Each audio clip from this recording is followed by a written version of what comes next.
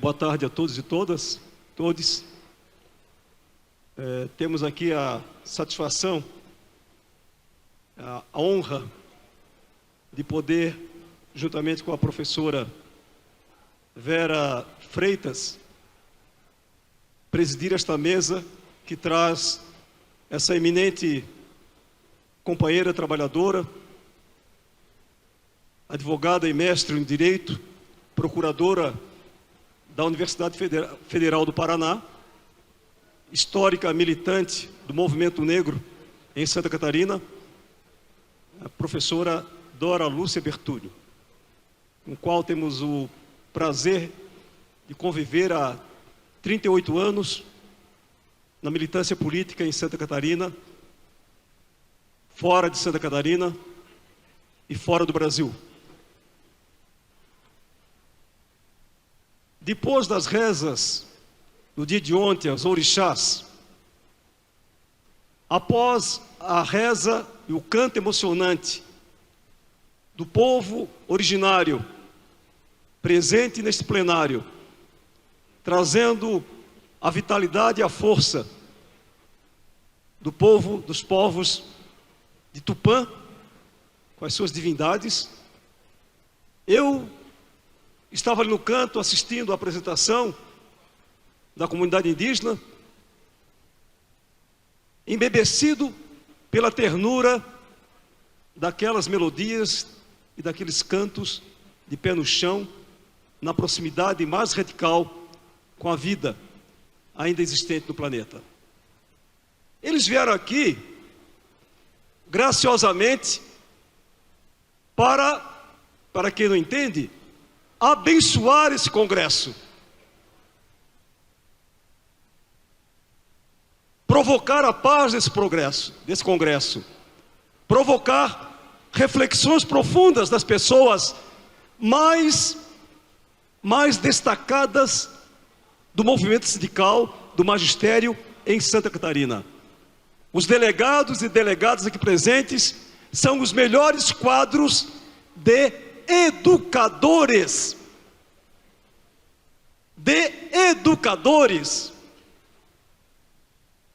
Algumas pessoas dizem que eu uso um verbo, uma fala rebuscada, e outras dizem que é elegante. Ambas têm que ser assim, porque eu sou um educador. Eu sou um educador. Quando vou para a sala, me trajo bem, cheiro bem, falo boas palavras, afetuosamente colocado, e convido as pessoas a viajarem no universo imaginativo do que pode ser a química, com poesia. Hoje, este congresso está marcado profundamente pelo debate étnico,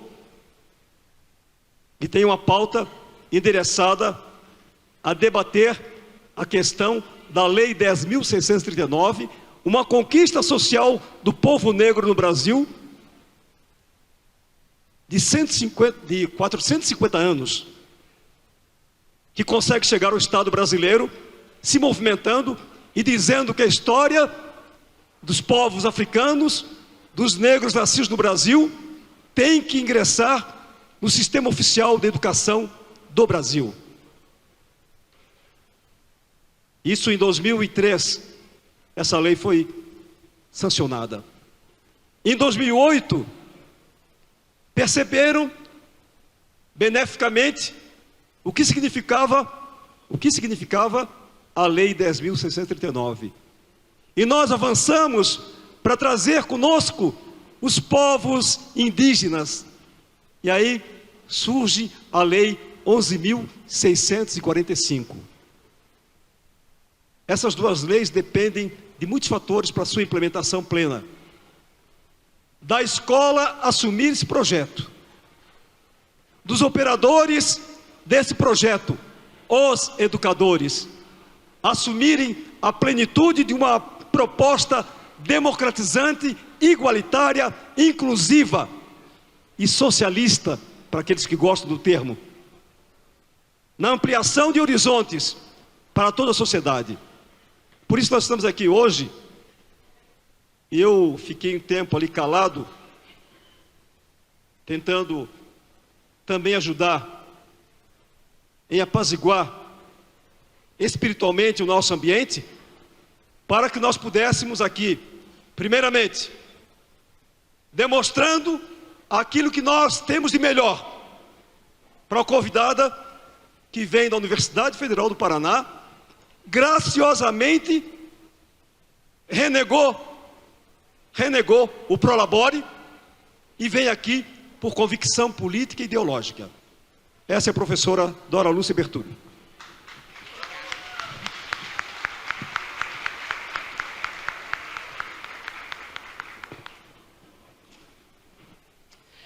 Bem, boa tarde. Eu quero que, nesse primeiro momento, antes de absolutamente tudo, eu quero dizer que tudo isso que aconteceu agora há pouco é alguma coisa que também é muito comum, porque eu sou uma mulher que tenho militado no movimento negro, no movimento estudantil na época que estava estudando, como profissional, e eu reconheço e sei que a gente tem os momentos em que a gente tem mais calma, tem os momentos em que a gente tem que fazer discussões, e às vezes fica um pouquinho assim mais brava, mas faz tudo parte daquilo que a gente está pretendendo e dos desejos que nós temos. Então, eu estou muito tranquila com tudo, com estar aqui com todas vocês.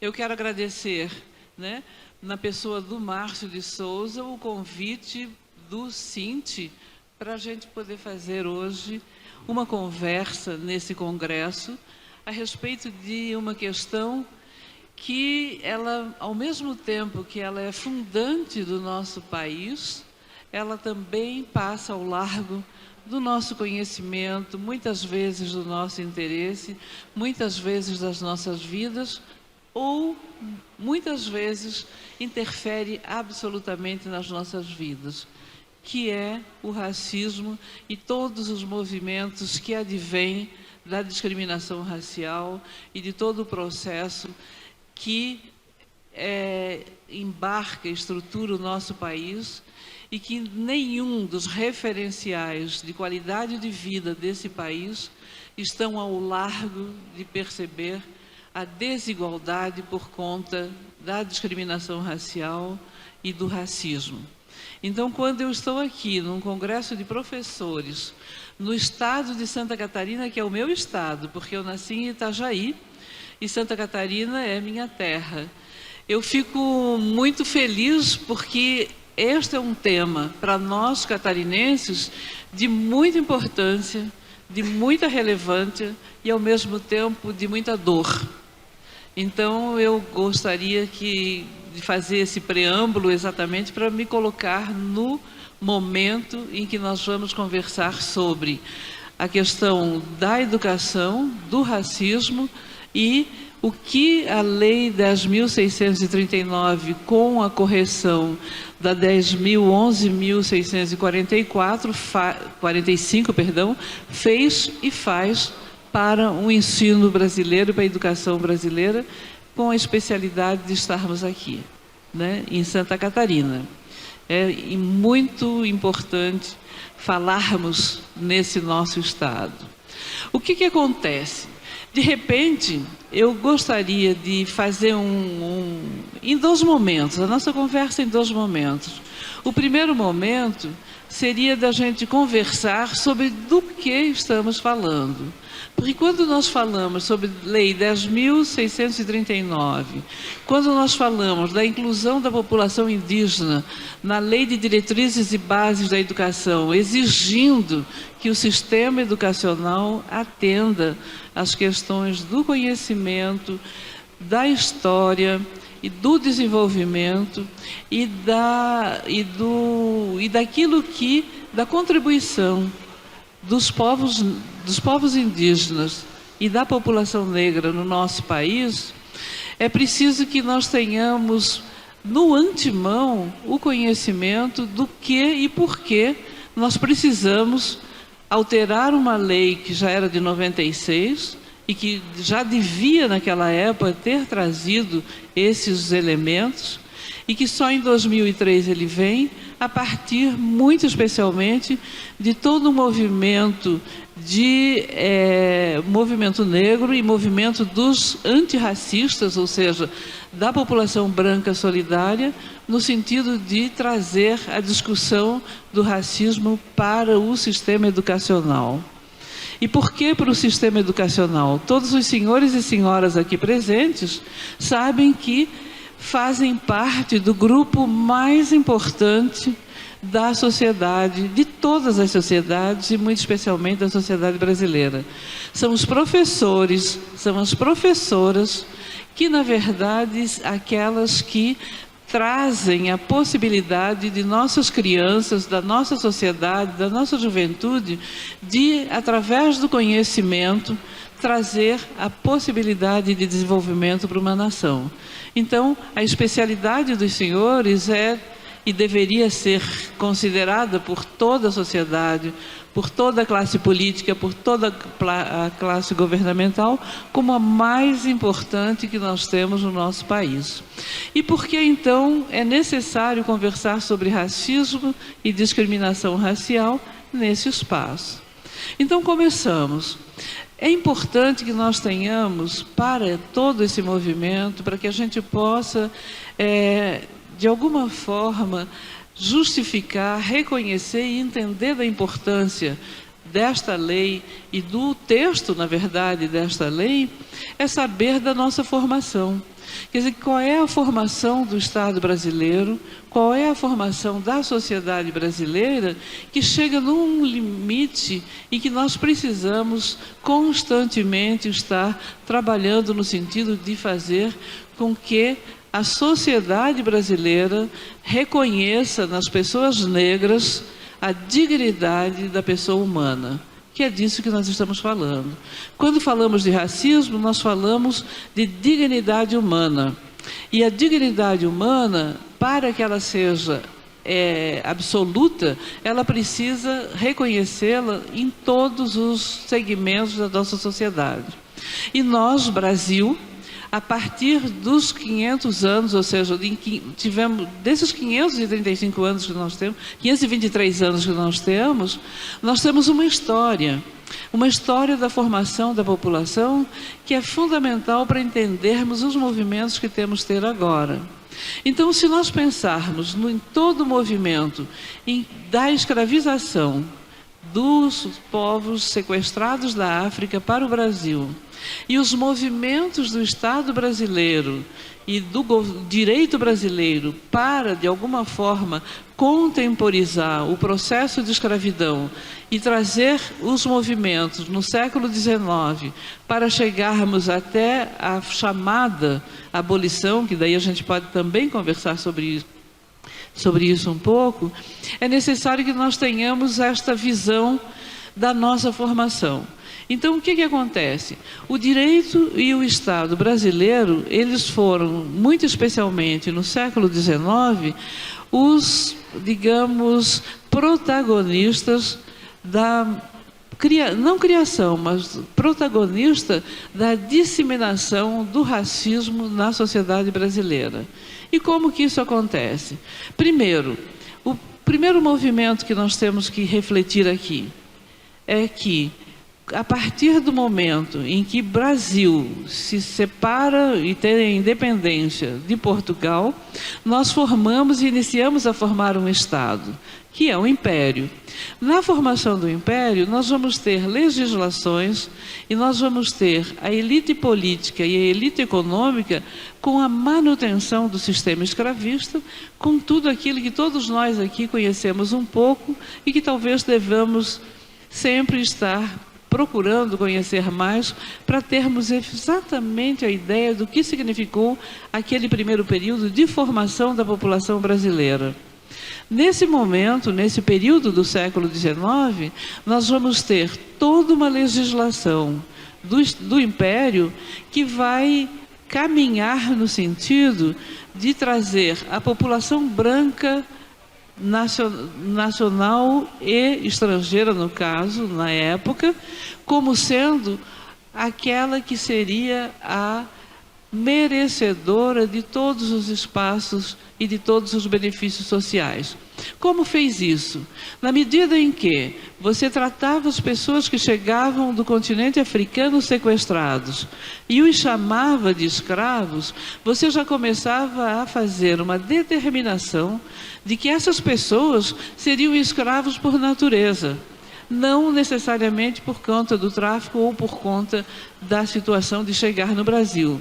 Então, quando você tem a ideia, daí eu penso, tento fazer esse movimento do nosso inconsciente coletivo. Todo negro que chega no Brasil é escravo por natureza. Se ele é escravo por natureza, o seu merecimento, a sua dignidade, a sua humanidade, ela já está cortada por nascimento. Então é muito importante a gente perceber que a ideia formada no século XIX, muito especialmente, e eu estou cortando com o século XIX, porque certamente que nos 300 anos anteriores, tudo isso acontecia sem uma determinada sistematização, porque a nossa legislação à época era a legislação portuguesa, eram as ordenações manuelinas, as ordenações filipinas, que regiam o Estado brasileiro. Por isso que é importante a gente pensar, a partir de 1808 e 1824, quando nós temos a nossa primeira Constituição, e que então a formação da nação, a formação da sociedade brasileira, a formação do povo brasileiro, ela se inicia a partir daí, obviamente, com todos os resquícios anteriores de valoração. Mas nós vamos pensar então que nesse momento, quando nós entramos com a Constituição de 1824 e a sequência de toda a legislação que perpassa todo o Império até 1891, com a proclamação da República, nós vamos perceber que cada elemento dessa legislação, ela tirava a dignidade e a humanidade tanto dos indivíduos escravizados, quanto dos indivíduos que eventualmente eram libertados. Então, se é uma coisa interessante que a gente fazer essa reflexão, porque em todo esse movimento, mesmo as pessoas que tinham sido libertas do sistema escravista, elas não tinham a denominação e a percepção de pessoa. Elas eram chamadas de liberto. Então, era o liberto Antônio, o liberto Manuel, isso significando que o senhor Antônio e o senhor Manuel não só não tinham sobrenome, como também todo mundo já sabia, ou seja, já estava dito na qualificação de que era um indivíduo negro.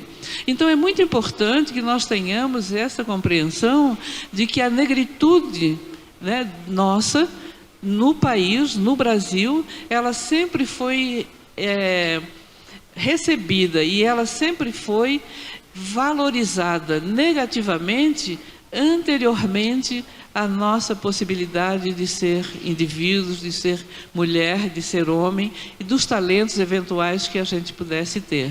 Então, é importante que a gente pense, faça essa reflexão, porque fica tudo muito dúbio, muito fluido. Por que você tem ação afirmativa? Por que você vai ter uma lei obrigando a todo o sistema educacional a falar da história africana, a falar da história da população brasileira?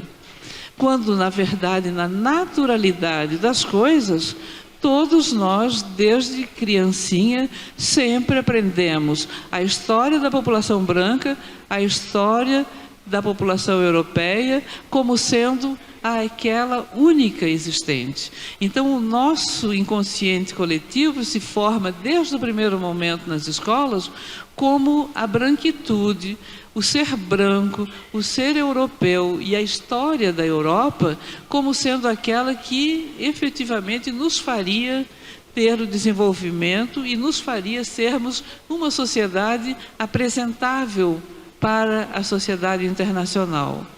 E a população negra, maioria desde sempre, porque desde que nós fomos trazidos nos navios, ou seja, no tráfico negreiro, sempre a população negra foi majoritária no Estado brasileiro. E mesmo sendo majoritária, ela sempre foi entendida e recebida como sendo não digna daquilo que seria a dignidade humana, a aferição dos benefícios sociais, do trabalho, enfim, é o que nós temos na nossa história. Mas mesmo que a gente tenha esse conhecimento um pouco mais fluido, é necessário que a gente faça essas reflexões para caminharmos no sentido de pensar a importância de termos a aplicação, ou seja, de termos a aplicação da Lei 10.639, ainda que tardia.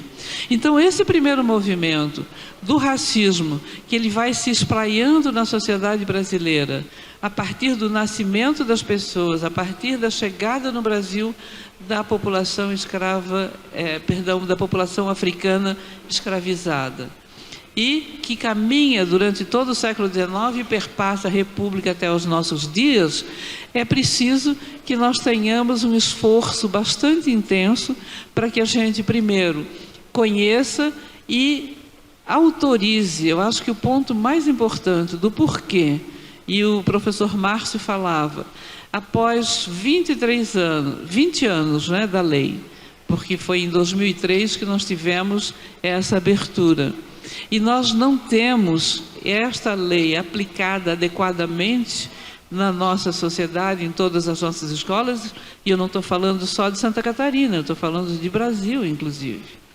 Por que que nós não temos? O primeiro momento que nós não temos essa impressão, essa responsabilidade, é porque esta lei, ela ficou como se fosse alguma coisa imposta, e que a sua necessidade não está tão presente e tão importante na nossa percepção de mundo. Porque se tivesse, a gente estaria ensinando a história do Senegal, a história de Benin, a história de Angola, de África do Sul, ao mesmo tempo que a gente estuda Grécia, que a gente estuda Itália, que a gente estuda França, que a gente estuda Estados Unidos, com a naturalidade de que esse conhecimento é fundamental para o nosso desenvolvimento intelectual. Então, esse jogo de desigualdade, que começa inclusive na desigualdade do conhecimento, é que faz com que nós tenhamos essa baixa efetividade da Lei 10.639. Então, o primeiro momento é talvez nós devamos reconhecer a importância da lei, a realidade dela, mas fundamentalmente o tanto que esta entrada da necessidade de estudos a respeito de África, a respeito da população negra, ela é fundamental para que nós tenhamos e diminuamos cada vez mais os processos racistas de discriminação racial que nós temos em toda a nossa sociedade. Mais do que isso, é importante também nós sabermos que a questão que nós estamos falando aqui não é problema negro, não é questão negra, é uma questão da sociedade brasileira. E se a população branca, de alguma forma, conseguir entender que ao diminuir a rejeição, diminuir as atitudes racistas, os movimentos discriminatórios, e perceber a dignidade das pessoas, independentemente do seu pertencimento racial, essa população branca, ou seja, a sociedade branca, vai entender o quanto que ela vai ganhar. E por que que ela vai ganhar? Primeiro, porque é muito mais agradável você viver numa sociedade saudável do que uma sociedade doentia e violenta como essa que nós vivemos. Num segundo momento, é que todos os movimentos de discriminação e todos os movimentos de opressão, eles não se fecham somente numa determinada referência.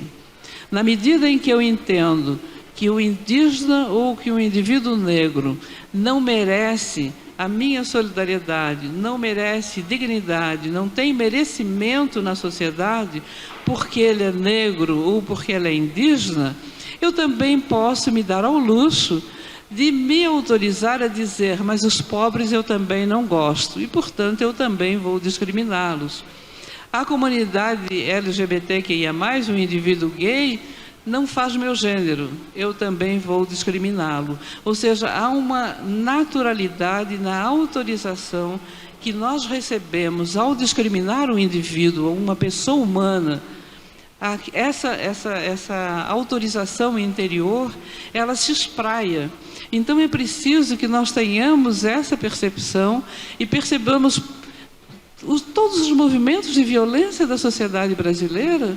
Se nós buscarmos a raiz de cada uma das violências perpetradas em nossa sociedade, seja contra pessoas, seja quanto quaisquer referenciais que não são aqueles que eu me considero sendo melhor ou superior, como tudo isso, na verdade, interfere absolutamente na qualidade de vida da sociedade como um todo. Então é fundamental que quando nós estejamos pensando no racismo e na discriminação racial, nós temos que também pensar que esse elemento ele é básico para a gente perceber por que nós vamos ter áreas dentro das nossas comunidades completamente desvalidas de todos os benefícios sociais. Por que elas estão desvalidas de todos os benefícios sociais?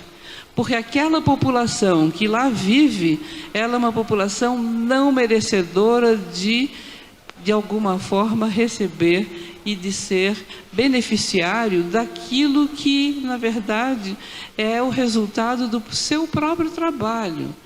Porque é lógico que qualquer movimento nosso de reflexão vai chegar no resultado de que todas as pessoas estão trabalhando e todas as pessoas contribuem para o desenvolvimento nacional. Sejam elas brancas, sejam elas negras, sejam elas indígenas. Cada um está contribuindo. O que vai ter de desigualdade é exatamente o resultado, ou seja, como é que cada um desses grupos vai, de alguma forma, ser beneficiário daquilo que cria na sociedade para o desenvolvimento.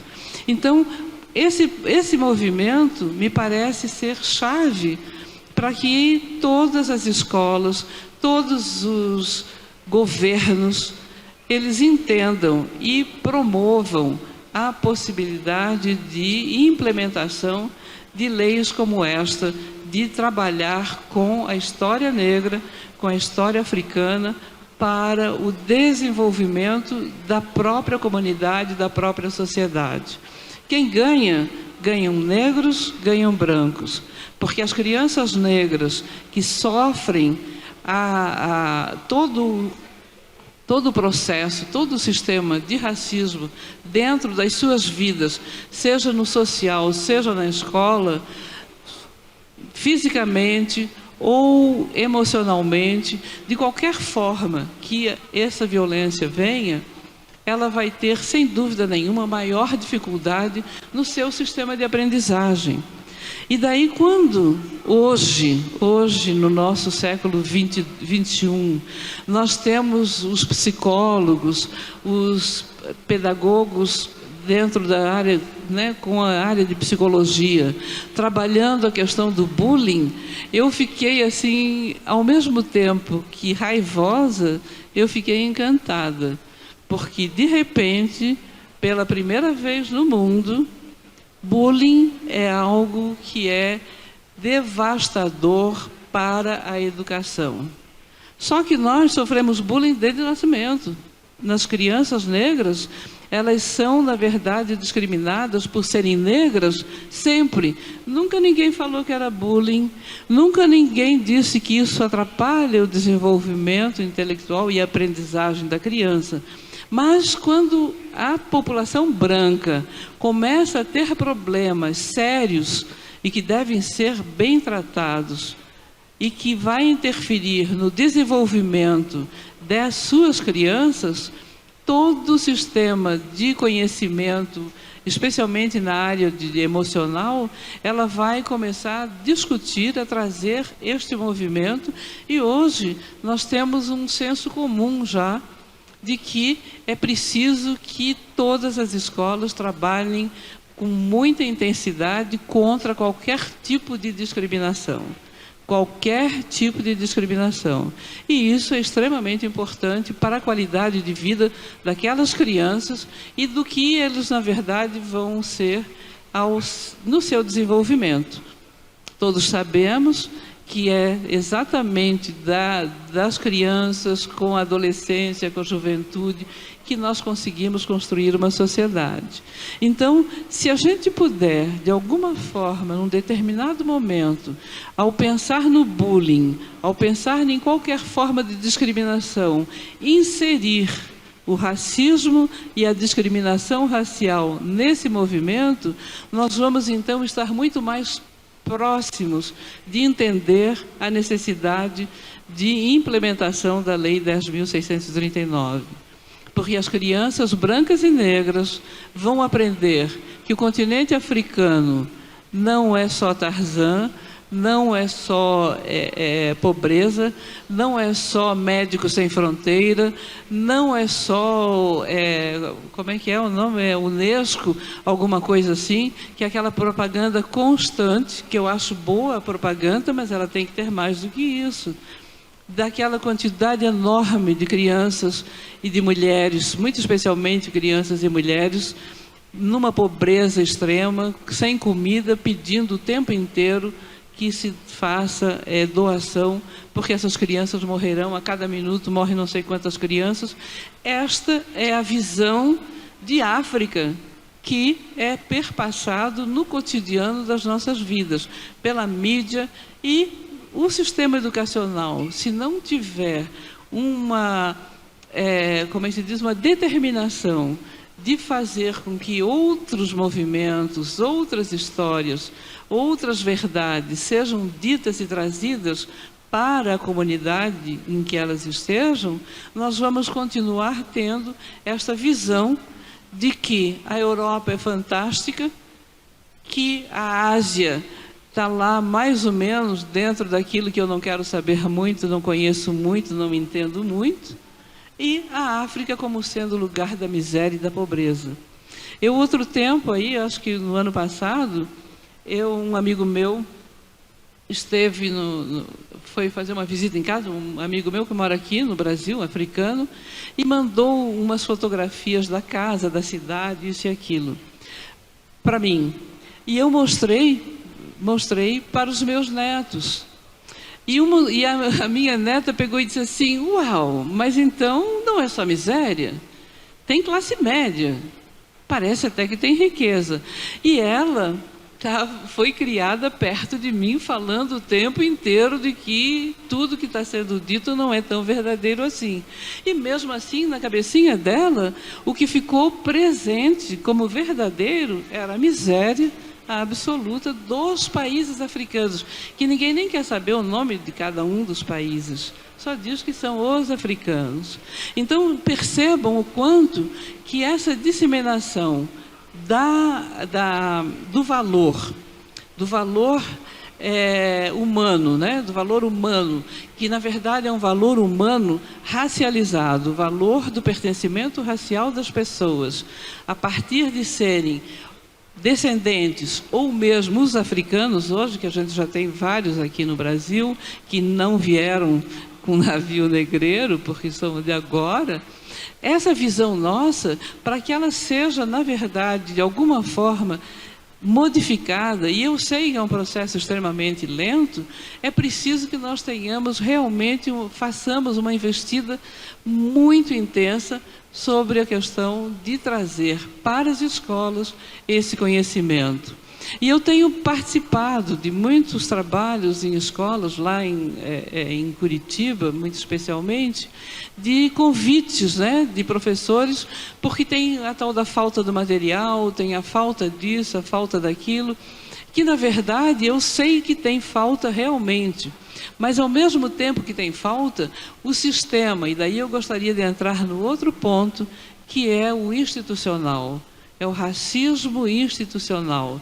É ele, na verdade, ou seja, esse movimento das instituições que faz com que as escolas não recebam material adequado.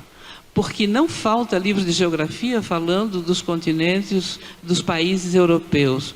Não falta livro de história sobre história desde a Grécia até os americanos. Não faltam esses livros. E nenhum professor está preocupado que como é que eu vou dar aula de história se eu não tenho material sobre a Grécia, se eu não tenho material sobre Portugal. Não precisa se preocupar porque ele tem o material. Mas ele tem que estar preocupado como é que ele vai falar de história da África se ele não tem o material.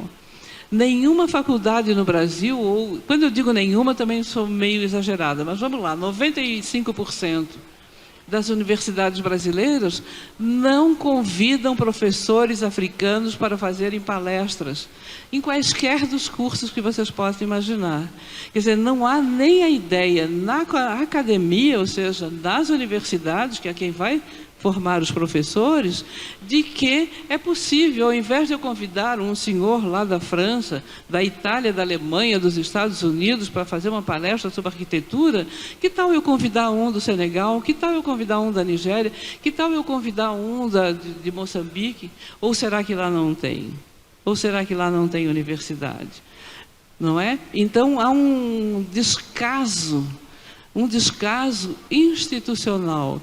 E esse descaso institucional é que é o elemento, talvez, chave, né, que a gente precise buscar e discutir e, na verdade, denunciar, no sentido de nós não termos não só o material, como não temos a disponibilidade tanto do sistema educacional, quanto dos próprios professores, no sentido de que o trabalho dos senhores e senhoras, eu sei que é muito difícil. Daí imagine sair atrás de quem é que conhece alguma coisa para trazer, para colocar para os seus alunos. Tem que buscar um tecido para fazer uma festa, não sei aonde que eu vou buscar. Ou seja, é um trabalho que, na verdade, acaba dificultando a própria disponibilidade e disposição dos professores de trazerem este conhecimento para os seus alunos. Então, eu acho que a gente tem que ir caminhando na reflexão passo a passo. O primeiro movimento, como é que efetivamente a sociedade brasileira foi formada? Aquela falácia de que é um povo, é o negro, é o indígena e é o branco, como se fosse uma coisa simples assim, como se os três elementos estivessem em igualdade de condições na formação da sociedade brasileira, não pode. Não tem absolutamente nenhuma verdade, mais que não tem verdade, é uma violência contra negros, é uma violência contra indígenas, falar que a formação do povo brasileiro se deu harmonicamente entre as três raças ou os três grupos populacionais. Porque a desigualdade, desde o primeiro momento, ela retira, na verdade, em cada um desses grupos, aquilo que a gente chamaria de merecimento e, portanto, de dignidade humana e todas as violências que a discriminação e o racismo traz para as nossas vidas. Então, esse é um momento que eu sugeriria, né, daria como sugestão da gente fazer uma busca mais intensa a respeito da nossa formação, a respeito muito especialmente da legislação. E daí, quando eu estou falando de legislação, eu volto no texto da Lei 10.639. Mas ela não é aplicada e não tem efetividade, não é uma coincidência ou alguma coisa que acontece nesse momento. No Brasil, eu acho que todo mundo aqui já escutou falar que existe lei para inglês ver, né? O que significa lei para inglês ver? A gente já trouxe isso como uma coisa comum. Lei para inglês ver é aquela que realmente existe, mas não precisa. Não pega, não vai ser efetiva, não vai ser aplicada. Mas ela tem uma razão de ser o inglês ver, que são as leis de fim do tráfico negreiro. Porque a Inglaterra, no começo do século XIX, ela entra com tudo nas Américas para acabar com o tráfico negreiro, porque ela está mudando todo o seu sistema econômico do mercantilismo para o capitalismo. E o trabalho escravo não lhe é agradável. E ela, na verdade, vai gerenciar nas Américas como um todo, da América do Norte até a América do Sul, vai gerenciar a necessidade de acabar com o tráfico negreiro. O que é que o Brasil faz? Pessoal, nós vamos renovar as pessoas que estão lá no fundo do pavilhão, que tenham a gentileza, sejam gentis e carinhosos, e cooperem para que a nossa convidada possa proferir adequadamente a manifestação do seu pensamento. Porque o burbúrio que está vindo lá do fundo está comprometendo os trabalhos aqui à frente. Porque eu vou ter que dizer, essa conduta, esse comportamento é porque eu considero o tema menos relevante. Aí me faz sugerir que as pessoas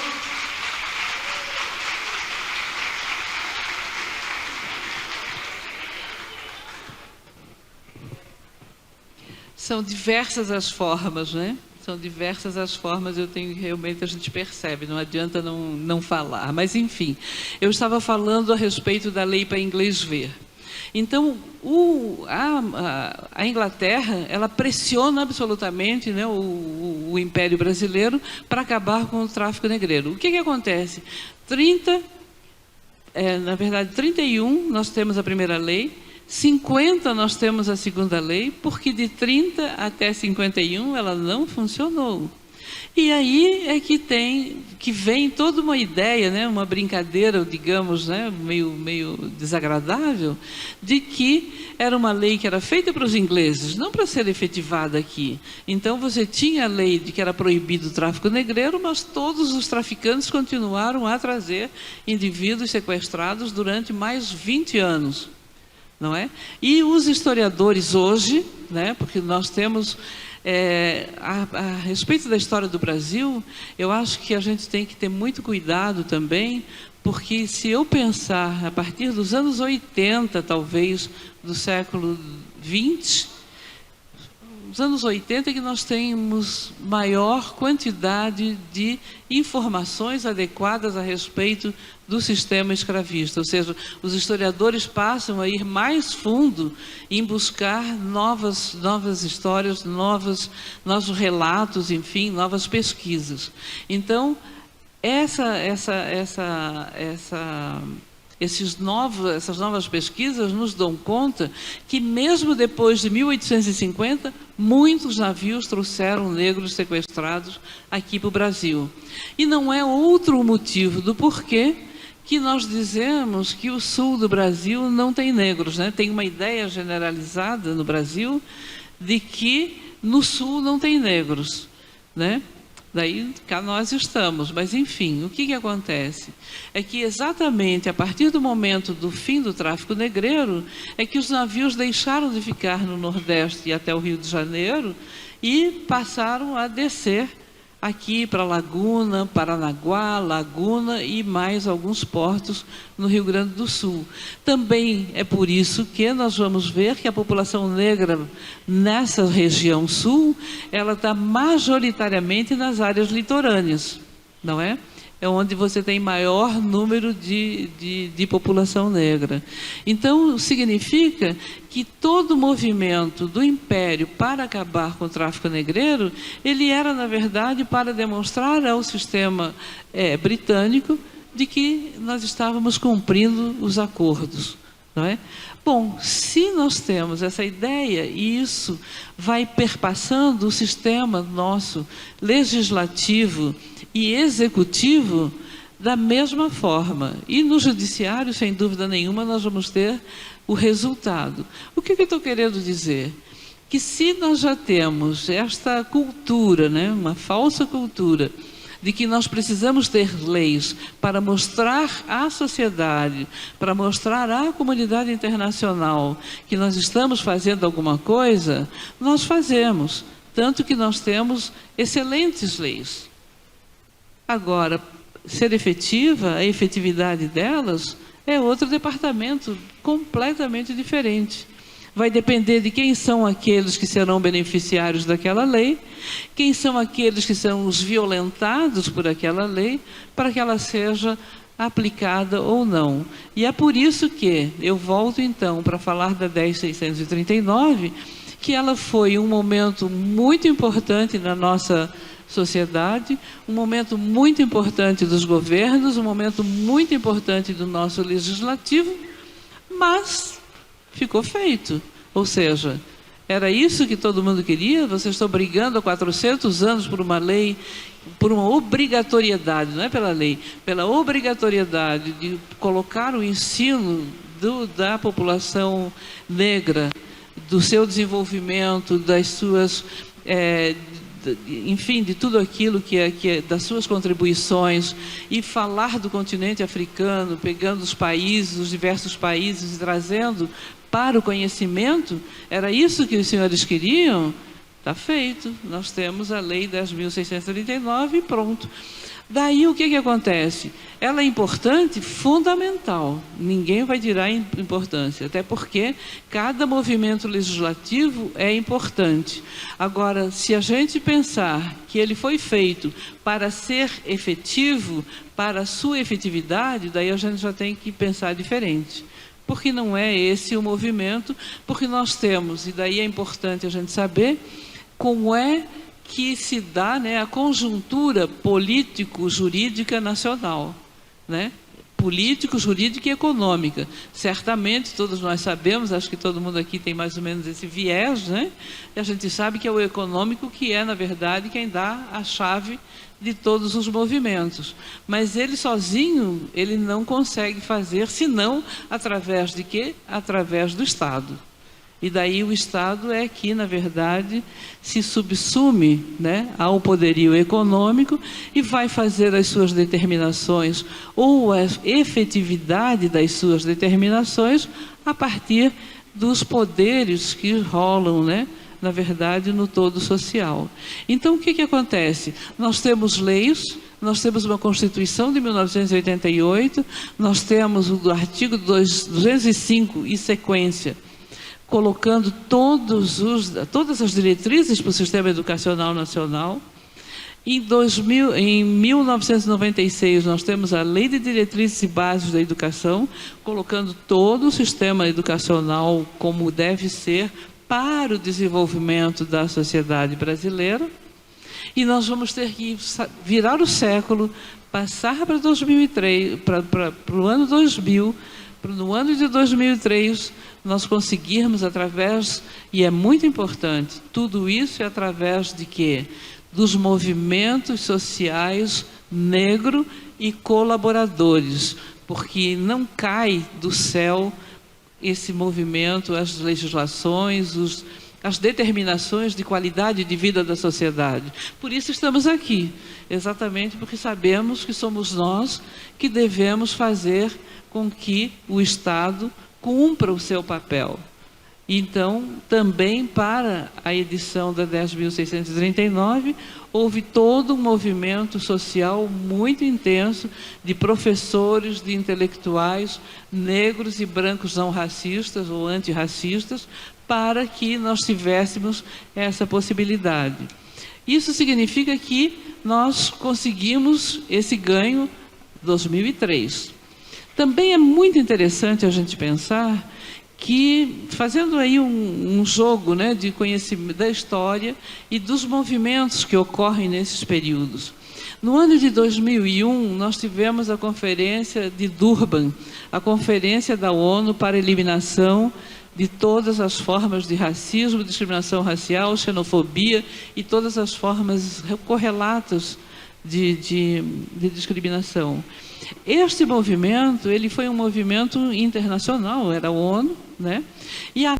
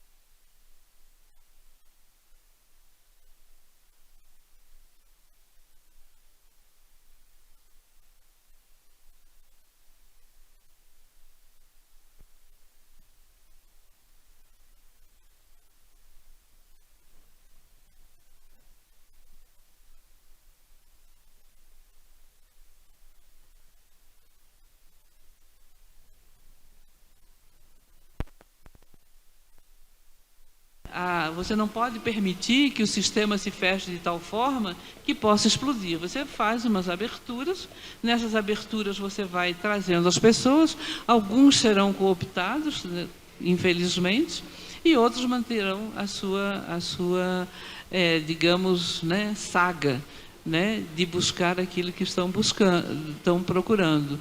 E isso significa que nós negros e nós antirracistas temos que aproveitar essas aberturas, esses movimentos, para podermos cada vez mais conseguir ganhos, né, nacional e internacionalmente. Então, eu volto. ONU, Conferência de Durban, 2001, e vejam que em 2003 nós vamos ter a Lei 10.639. Claro que tem uma relação, por certo que tem uma relação. Por quê? Porque quando nós voltamos de Durban, o Brasil, que, como eu disse, foi um grande protagonista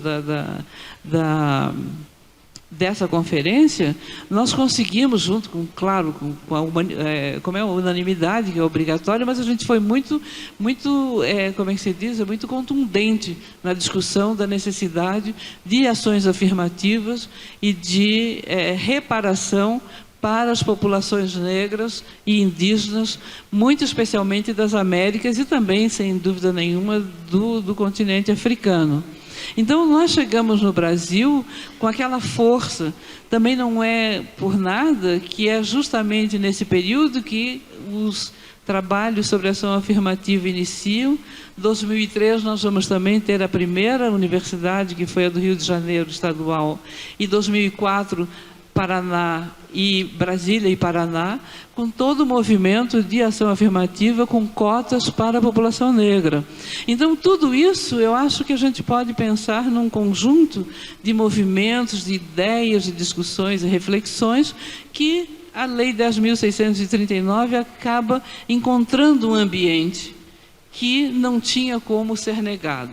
Ou seja, a gente conseguiu, né, uma conquista, na verdade, da sociedade brasileira, muito especialmente aquela que está dirigida, né, para a superação do racismo, de conseguir com que o legislativo se abrisse para a edição desta norma. E volto, então, com a história do inglês ver, né? Uma norma para inglês ver, até que nós mandemos os ingleses para fora e façamos da Lei 10.639 algo efetivamente positivo e real. E esse é o nosso trabalho.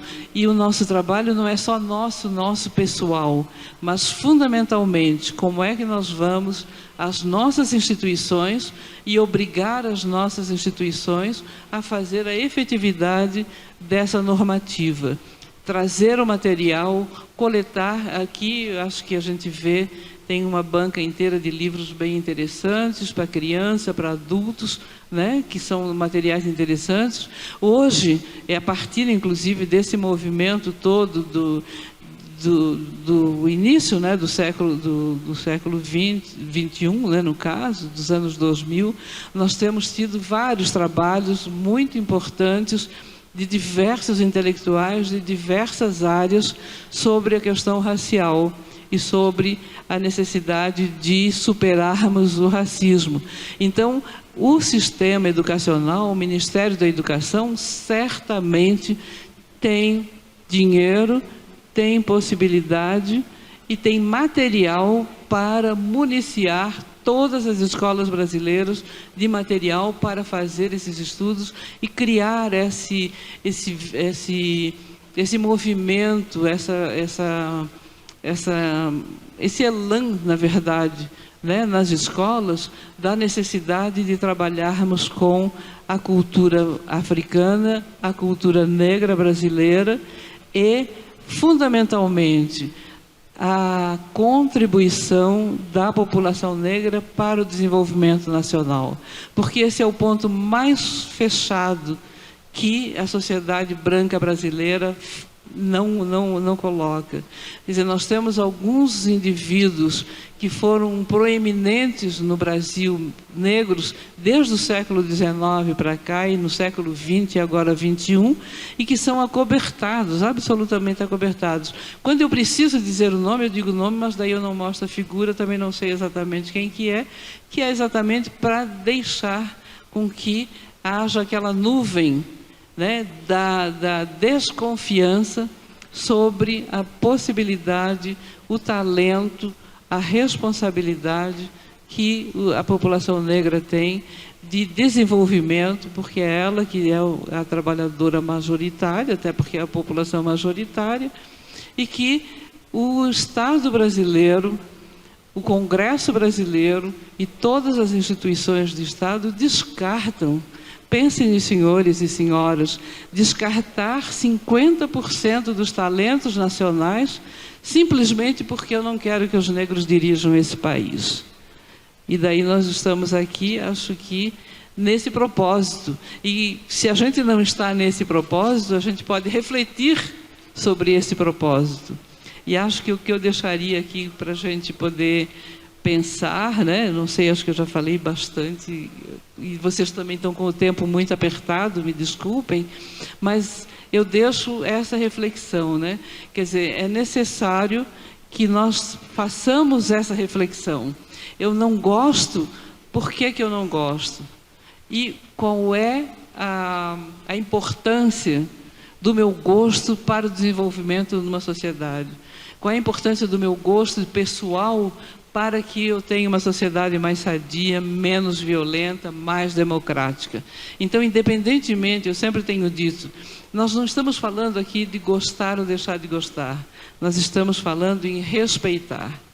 E daí acho que a sociedade brasileira precisa, especialmente a ideia branca brasileira, porque é uma ideia, na verdade, não é necessariamente, eu não estou falando de pessoas, eu estou falando de uma ideia de que a estrutura do ser branco, ela tem uma dominação natural.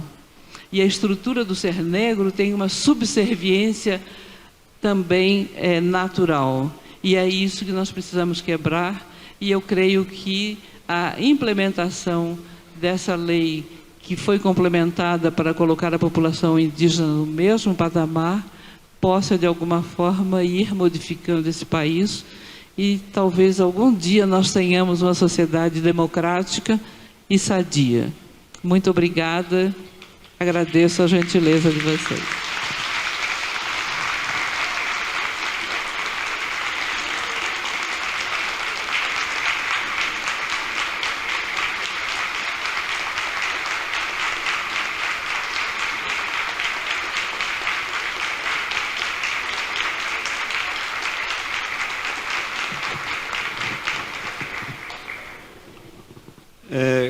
Companheiros e camaradas e quilombolas, todos os demais.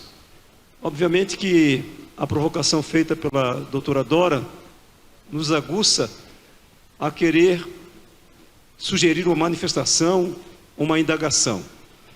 Como nosso aperto de tempo já foi aqui anunciado, nós propusemos o seguinte, né? A produção aqui veio comunicar de que nós temos 10 para as 17 horas, nós instalarmos a outra mesa de trabalho.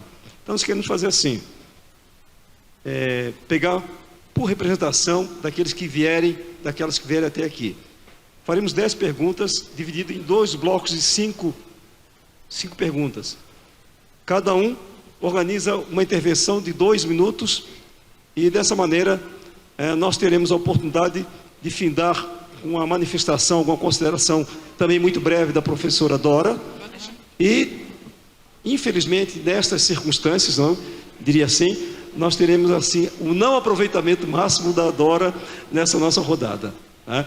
Mas fica aqui um aceno que no futuro próximo, quem sabe a Secretaria de Igualdade Racial, numa promoção de formação permanente, nós tenhamos a Dora aqui já convidada antecipadamente para estar conosco lá em Florianópolis, ou em algum ponto do estado, a dar prosseguimento a esse pensamento. Tá bom? Então, as pessoas desejosas de fazer alguma manifestação, deixem os crachás aqui com a Dora. Os primeiros 10 terão direito ao uso do microfone. Exatamente. Aqui, o apelo aqui do plenária, uma pergunta enxuta. Eu acho que eu tirei. Perfeito? Todo mundo entende da nossa necessidade, da brevidade aqui nessa nosso encontro. Quero também dizer aqui, agradecer a toda a diretoria do Sinte, a figura do professor Evandro, que nós tivemos o esforço de fazer esse momento aqui do nosso congresso. E dizer também que, além de tudo isso, a Dora Lúcia, chamo de Dora porque é uma amiga de 38 anos, ela foi a advogada que gestou a primeira lei, uma das primeiras leis do país, de ensino da história da África na escola, em 1994, lá na capital, em Florianópolis, quando ela foi minha assessora voluntária, como assessora de vereador. Eu era o vereador, ela fez o texto, juntos fizemos o texto e lá foi aprovado. De lá para o Brasil todo hoje também, e 10 anos antes de ter a 10.639. Isso é relevante do ponto de vista histórico.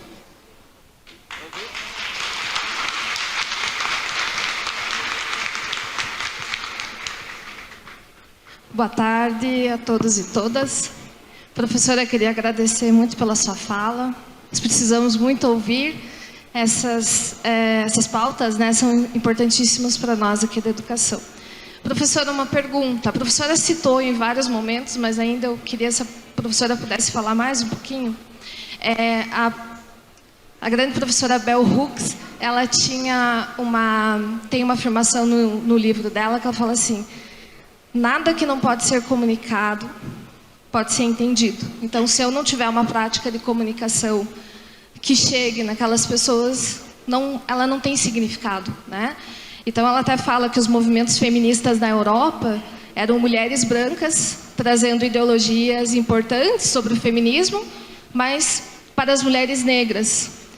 E que era muito diferente porque mulheres brancas não precisavam trabalhar como as negras trabalhavam nas suas casas. Elas tinham tempo para desenvolver a sua intelectualidade, ir para as universidades. Inclusive, nas universidades, sofriam preconceito por serem mulheres, mas eram mulheres brancas. Então, se criou todo o pensamento feminista, branco, né, dentro da branquitude, para que as mulheres negras seguiam. Então, a Bell Hooks fala, nós precisamos fazer um outro diálogo. Elas não conseguem compreender porque a mulher negra não estava naquele espaço que a mulher branca estava. Então, essa comunicação que não funciona é o que a gente tem dentro da escola, que quando chega novembro, não vou dizer que não é valoroso, nós precisamos falar em novembro, nós precisamos falar em abril da comunidade indígena, enfim. Mas, assim, nós vemos ainda essa grande dificuldade. Como que a professora falou do material didático, nós falamos da formação para os professores, mas ainda, prof, o que ainda impede para que a gente tenha, de fato, uma comunicação que seja entendida? Para a gente não falar eles, os negros, eles, os indígenas, mas nós. Nós, né? No sentido da filosofia Ubuntu, né? Nós. Obrigada, professor. Boa tarde, professora. Eu sou o Thierry, sou da Regional de Florianópolis. E eu tenho algumas provocações para trazer, eu acho que não somente para a senhora, mas também para a mesa e para os demais colegas, que é o fato de que muitos dos professores, eles acabam não trazendo para a sala de aula, as escolas não trazem para a sala de aula as temáticas das questões étnico-raciais, sob a justificativa de que não foram formados. E aí a gente tem um gap, um espaço na Secretaria de Educação que não forma, então, continuadamente os professores. E, principalmente, nosso sindicato, a gente tem agora a oportunidade, a partir do momento que a gente tem a Secretaria de Igualdade Racial, para fazer formações e ouvir mesmo a senhora trazendo esses temas. E, para além disso, é muito importante que a senhora trouxe a questão das legislações para inglês ver. Aqui em Santa Catarina a gente também tem documentos para inglês ver. A gente tem um caderno das políticas de ERER que é para inglês ver, porque esse caderno ele foi entregue para as escolas e todas as escolas do estado eles têm esse caderno impresso e também tem esse documento em PDF que deve estar lá embaixo na biblioteca da escola, empoeirado, que ninguém acessa.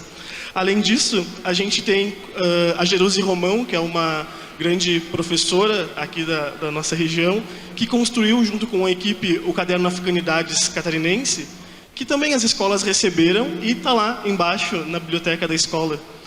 E também a gente tem o NEPRE na escola, que é para combater as violências escolares, e essa política da IRER, ela estabelece os NEADs, que são os núcleos de estudos afrodescendentes, e que a gente não estabelece na escola esses núcleos.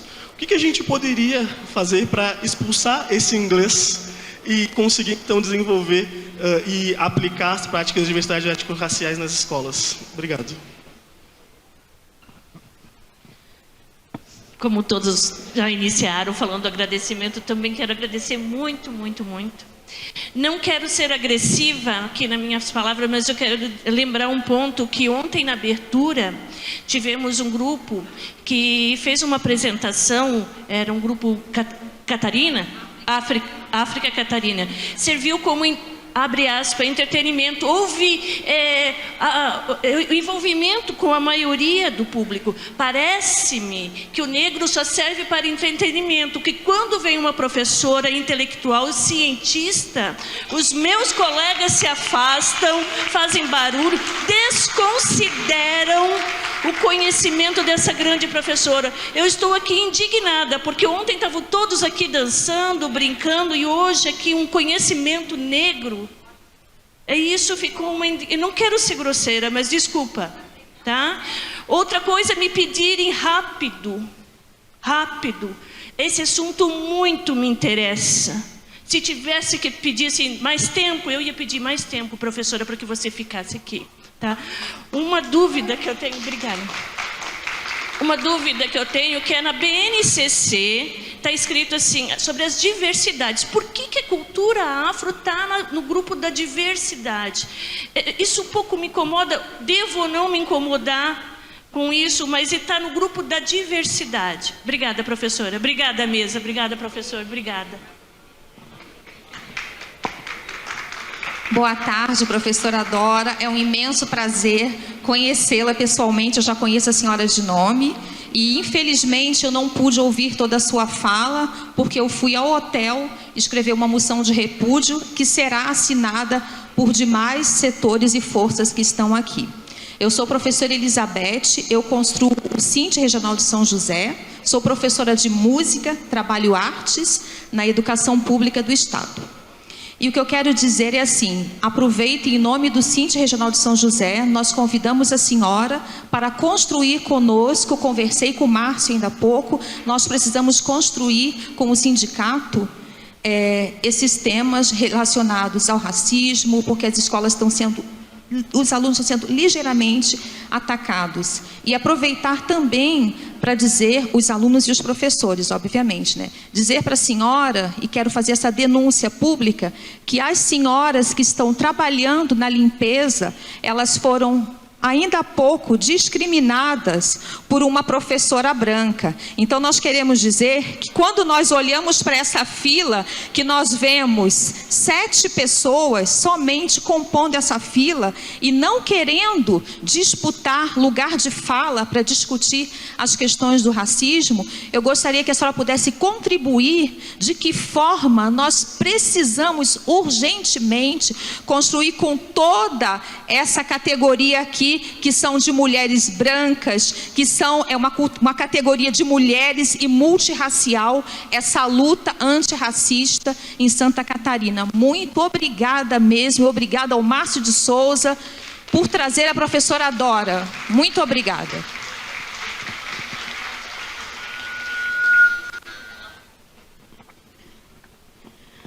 Boa tarde, professora.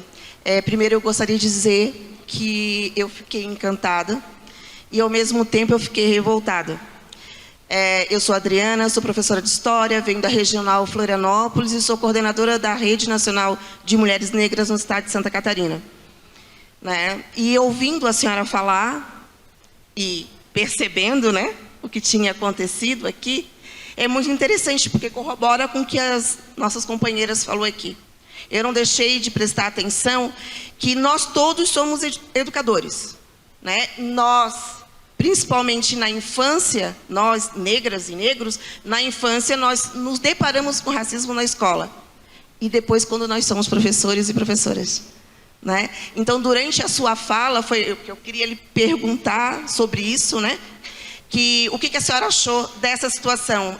Me chamou muita atenção, porque nós estamos aqui no congresso que abriu ontem falando do 20 de novembro, as pessoas levantaram e dançaram, a grande maioria está em sala de aula, mas justamente na sua fala, muitos estavam fazendo barulho lá atrás e alguns estavam sentados de costa para cá.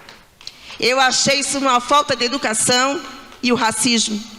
Né? Então, assim, eu queria saber da senhora, professora. E muito obrigada. Eu fiquei muito feliz de ouvir a senhora falando. Muito obrigada.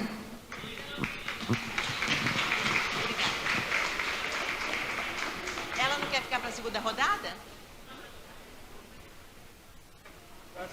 Segunda rodada, ela. Vai ter a segunda rodada. Vai ter a segunda rodada.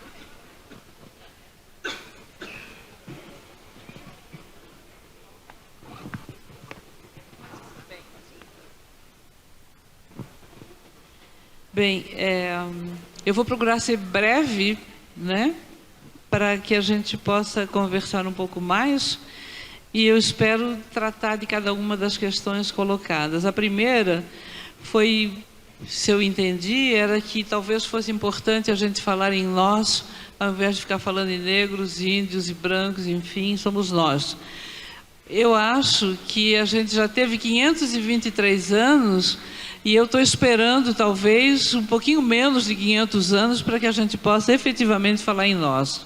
Até agora eu não vejo como a gente falar em nós quando nós temos um grupo de população que, na verdade, está dentro daquilo que a gente diria que é o lugar de poder, que é o lugar em que, do conhecimento, do poder, e que nós temos mais de 50% da população que fica segregada nos trabalhos de menor importância, sem condição adequada de chegar até outros espaços. A ação afirmativa, ela começa em 2003, como eu falava, e nós estamos agora há 20 anos, e nós temos um resultado qualitativo, porque nós temos hoje mulheres negras, homens negros como médico, engenheiro, e isso até a gente vê na mídia, de vez em quando eles entrevistam um médico, uma bioquímica ou um bioquímico negro, que é fruto das ações afirmativas.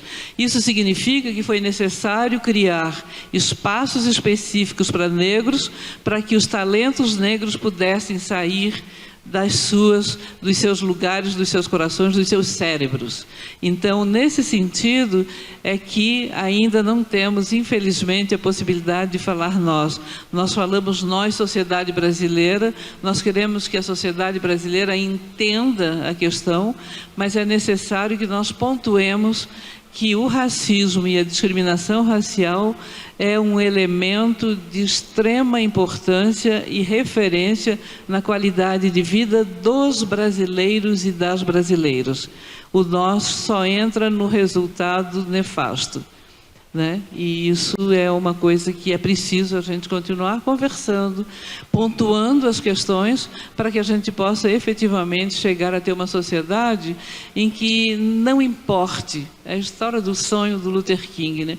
Não importe se nós somos negros ou não somos negros, somos indígenas ou somos brancos, importa que nós temos talento e que temos caráter, e isso é que deve ser o atendido, né, para ter uma sociedade sadia. Com relação ao termo, né, como é que era o termo aqui? Quem falou? A segunda pessoa que falou, me perdoe. Isso, diga, desculpa. Ah, entendi. É o material que não se usa. Perfeito. Isso fui eu que escrevi, hein? Não entendi. Então, o que acontece? É esse o ponto fundamental que eu falava. Quer dizer, se nós não dermos interesse, como é que se diz, se não tivermos interesse, não respeitarmos e não concordarmos que efetivamente é necessário que nós tenhamos a conversa, o conhecimento sobre a população africana, sobre a população negra, suas contribuições, seus talentos e suas artes, se não existir esta premissa de que é importante, o material realmente vai ficar guardado nas gavetas. Então, o nosso jogo aqui, eu acho, foi exatamente esse, de mostrar o quanto que há legitimidade para que nós tenhamos a necessidade de usar material das populações oprimidas e violentadas na nossa sociedade, para que nós tiremos essa pecha e passemos então a trabalhar com todos e com todos os conhecimentos de todas as áreas, de todos os povos, como sendo elementos úteis para o nosso sucesso. Então é o desconhecimento e a falta de importância que se dá para a questão negra que, para o racismo, na verdade, que faz com que o nosso material, que até já tem vários, não sejam devidamente utilizados. Então, talvez, uma ideia é conversarmos sobre o assunto e depois a gente provavelmente vai ter o acesso melhor ao material, né? Quando fala de negros na diversidade, né? Diversidade. Não sei se vocês tiveram a curiosidade de verificar na Constituinte 86, 87, que veio com a Constituição de 88, em qual grupo que estava a discussão racial. A discussão racial estava no GT de deficiência física. Isto está nos anais da Constituição, se vocês forem buscar. E, na verdade, pessoas portadoras de deficiência, que eu acho que é super importante ter o... Não estou desqualificando absolutamente o GT. O que eu quero que a gente saiba é que para nós podermos ter um GT na Constituinte, nós aceitamos entrar num GT que, na verdade, não tinha absolutamente nada a ver conosco em termos de luta. Porque a nossa luta contra o racismo é contra todas as pessoas que são racialmente violentadas. Então, mas, agora nós temos a história da diversidade, porque fica chique. É muito melhor eu falar em diversidade do que falar que eu vou falar sobre racismo, que eu vou falar sobre discriminação racial, que eu quero inserir indivíduos negros na sociedade. Eu preciso ter um termo que seja palatável para os racistas. Daí eu uso diversidade. Eu acho que é isso que ocorre. E vem cá, né? Eu acho que quando a gente está na luta, a gente não pode descartar nenhuma aberturazinha. Se a abertura for essa, a gente entra. Só que a gente precisa é ser contundente e forte de colocar exatamente aquilo que a gente acha que deve, no lugar que deve ser dito, né? E com relação as duas falas a respeito de como que o entretenimento negro é agradável, porque o entretenimento negro não traz responsabilidade para ninguém.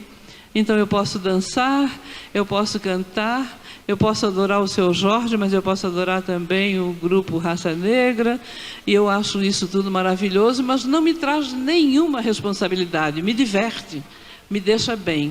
E eu acho bom que divirta, porque essas pessoas precisam também fazer suas vidas a partir dos seus talentos, como os artistas brancos também fazem. Então, não tiro não tiro nada, absolutamente nada, do seu desempenho. Mas, para o nosso olhar racista, esse movimento de negros que fazem entretenimento, que são excelentes jogadores de futebol, e é incrível, eles são excelentes jogadores de futebol, mas não se quebre, porque daí você se perde. Você tem que ser sempre 100%, que faz parte do racismo. Um dos elementos fundamentais do merecimento que é trazido no racismo é: se você for negro, seja 100%. Porque 99 já não basta. Daí eu faço uma brincadeira. Nós humanos, todos nós sabemos que a humanidade não permite a perfeição. Faz parte do nosso ser humano não ser perfeito. A gente pode ser bom, pode ser ruim, pode fazer aqui e ali. Faz parte da humanidade. Não existe, e todos nós sabemos que a perfeição não é algo da humanidade. Nós temos exatamente vários movimentos, ideias, prazeres e desprazeres. Se eu exigir do indivíduo negro que ele seja 100%, de pronto eu já estou dizendo, desculpa, humano você não é. Porque você precisa ser 100%, 100% não é humano, então o negro não é humano. Então, há uns movimentos muito fluidos e subrepetícios do racismo que a gente precisa estar sempre atento para a gente não cair nas armadilhas. Obrigada.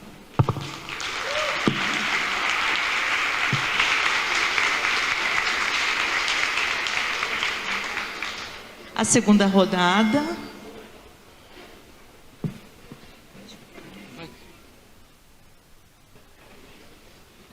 Boa tarde, colegas e amigos, professores. Estou bastante emocionada. Hoje, quando estava acordando com aquela cena de racismo, ainda não passou, né? Não sou mais uma menina de 15 anos, mas espero debutar de outra forma. Ao 12º Congresso, vim com muita alegria para aprender e levar para os que não vieram, que de vez em quando estou comunicando aos meus colegas que ainda não trabalham, que eu já sou aposentada, me aposentei aí com aí. Mas tristeza não escolhe hora e nem momento. Quero agradecer à mesa, pela doutora, pelas palavras, sempre leio, e ao meu ilustríssimo professor, amigo, de raça, de tudo. De choro, de alegria, muitas vezes na nossa caminhada, passando água lá na alfândega, pelo nosso joelho, ele já com alguma doença e eu mais ainda, que não sou uma menina, né? Esse homem trabalhando e às vezes desrespeitado, como já foi na ponte, em vários momentos estivemos juntos.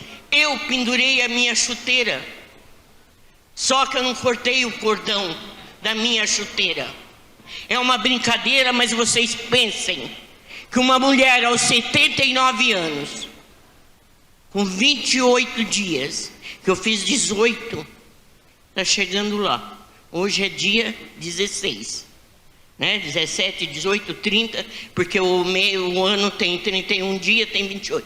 Eu não gosto de falar as coisas assim. Hoje de manhã, conversando com meu amigo, eu acho que eu entrei várias vezes em outros assuntos e ele me entende. Eu não posso chegar aqui e falar da minha dor sem falar alguma coisa. Sou filha de um homem negro, bem parecido com meu amigo. Quando eu abraço, estou abraçando meu pai, que já é uma estrela, e minha mãe branca. Vocês não imaginem que desde criança sofri racismo. Minha mãe aguentou firme e meu pai também. Gente, um dos maiores tristeza foi quando numa reunião, todas bonitas, sempre arrumada, porque era uma reunião de conselho, meu cabelo era por aqui, né? Hoje já dá para contar os fios. Aí uma pessoa, no intervalo do café, ela disse assim: quanto você pagou para essa chapinha? Eu, filha de negro e uma mulher branca lindíssima, não tinha o direito de ser cabelo branco, de ter cabelo liso, que hoje está branco. Esse cabelo não tem chapinha e hoje não tem farmácia.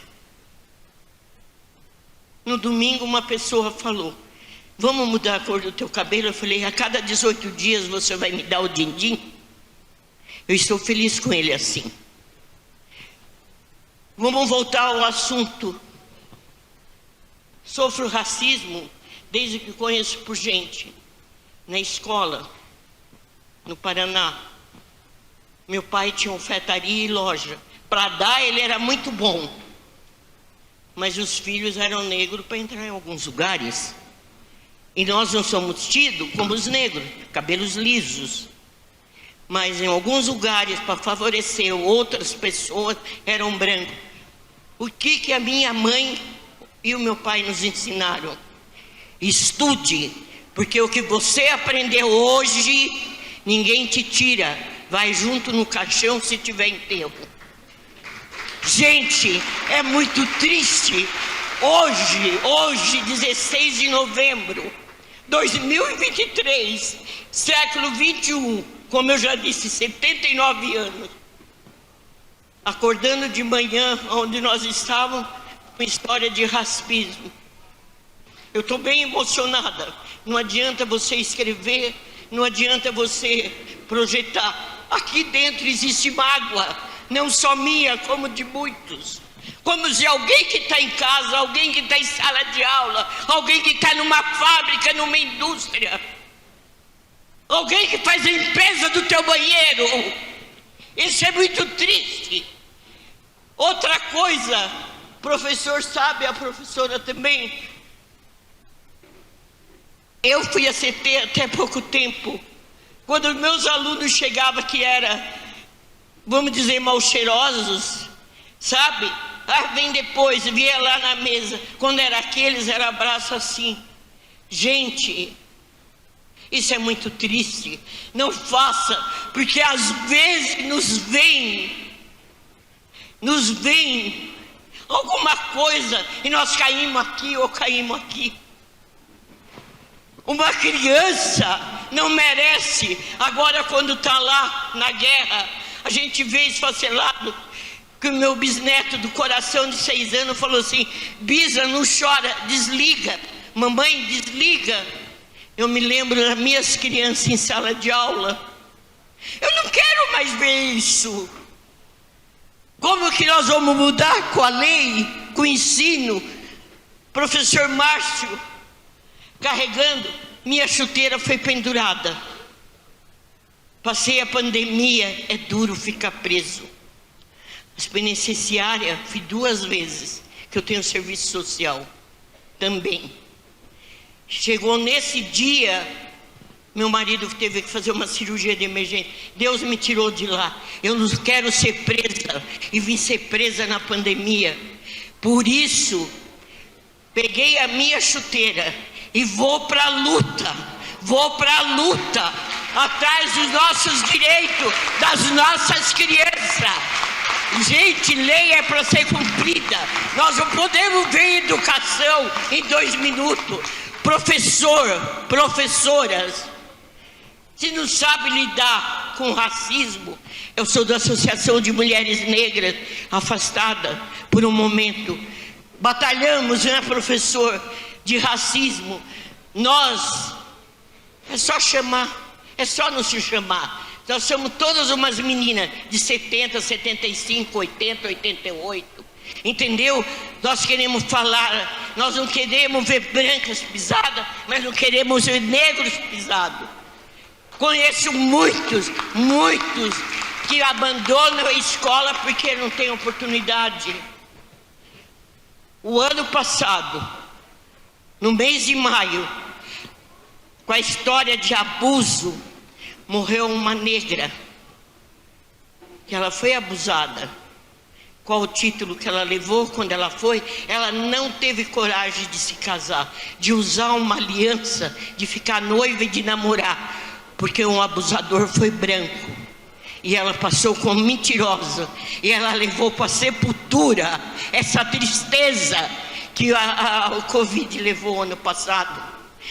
As nossas lágrimas. E quando ela contou essa história, não era mais lágrimas, acho que era gota de sangue, porque toda menina quer se casar, e ela passou por causa de um abusador, não teve direito, porque ela não tinha coragem, nem terapia, nem religiosidade.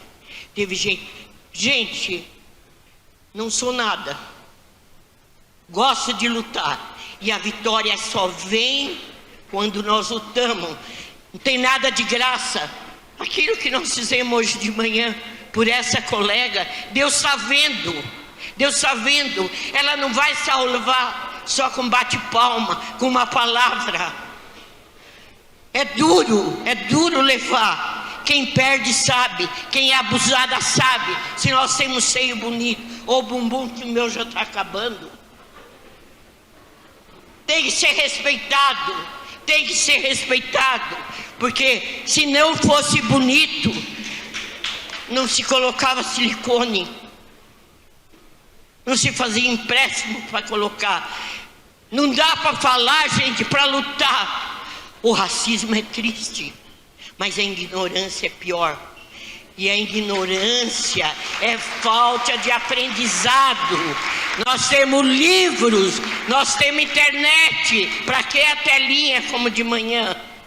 Eu não vim aqui aquela hora porque me dá cãibra. Eu não consegui levantar. Mas eu tenho o sindicato da Regional de São José.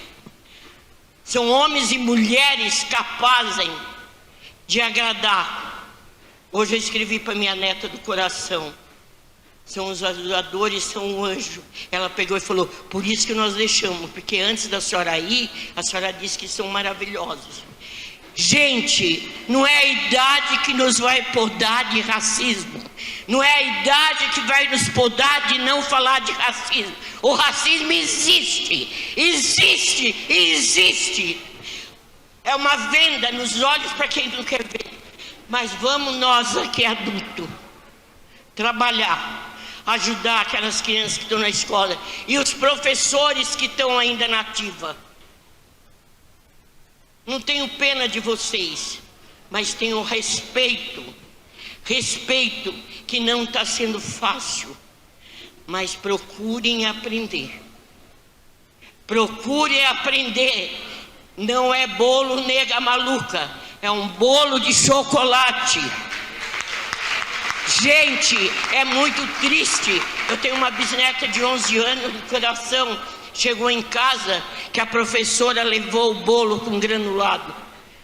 Uma nega maluca. Mas bisa, você disse que é bolo de chocolate. E ela falou, mandou ficar quieta. Sabe o que eu fiz? Pedi permissão para a mãe, convidei a mãe e fui até a escola. E ela é negra.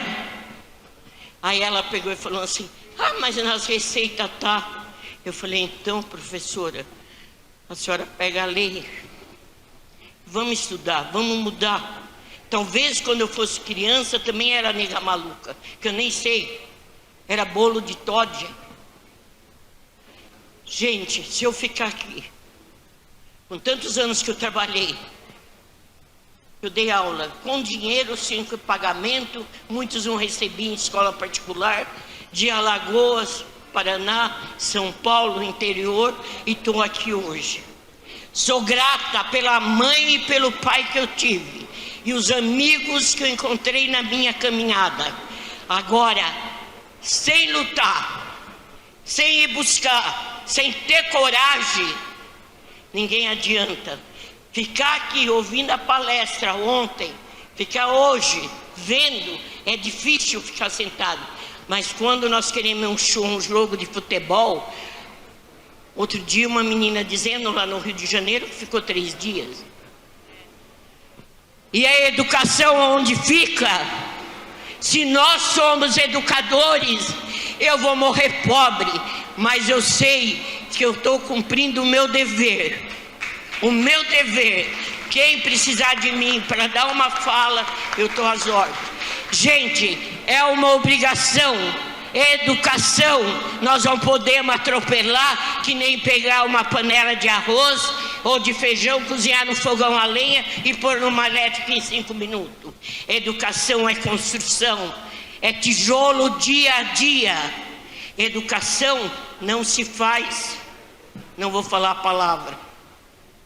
Educação é feito um tijolinho. Educação é lendo, é buscando, é procurando. Não ter vergonha de perguntar para ela o que eu não sei, para ela. E nós nunca sabemos tudo. E hoje de manhã, vou voltar àquele assunto. Vou pedir muito, tá? Vou pedir muito a Deus pelaquela pessoa. E pelo outro também, que ele não repita o assunto. E vamos continuar. E outra coisa, nós viemos aqui para o congresso. Meu horário de chegar em casa é amanhã à tarde. Então vamos correr, porque nós precisamos aprender. Aprender. Aprender e aprender. Obrigado.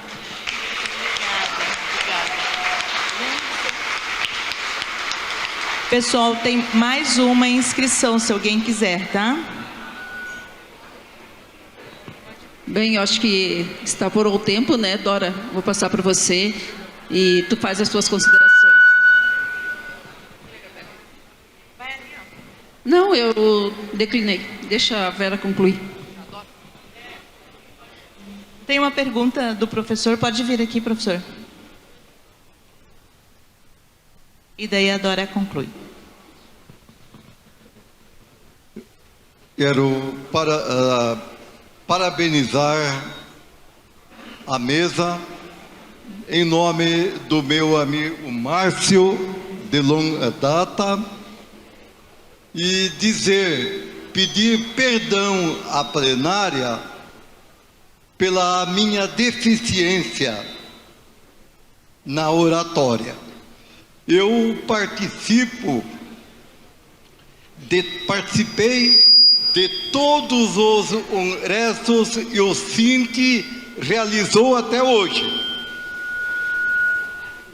E é a primeira vez que eu venho nesta posição de estar dirigindo as minhas humildes palavras a esta maravilhosa plenária. A emoção é forte, todos sabem disto, mas nós, sendo neto de escravos do Arte, da região de Joinville, havendo passado por todos os dissabores, e nós sabemos bem como é isto, mas tendo ao mesmo tempo a felicidade de, apesar dos 76 anos de idade, e o meu rosto e o meu telhado não deixa mentir. Apesar de tudo isto, há 2 anos atrás, realizamos ainda em Barra Velha o primeiro encontro da consciência negra no dia 20 de novembro.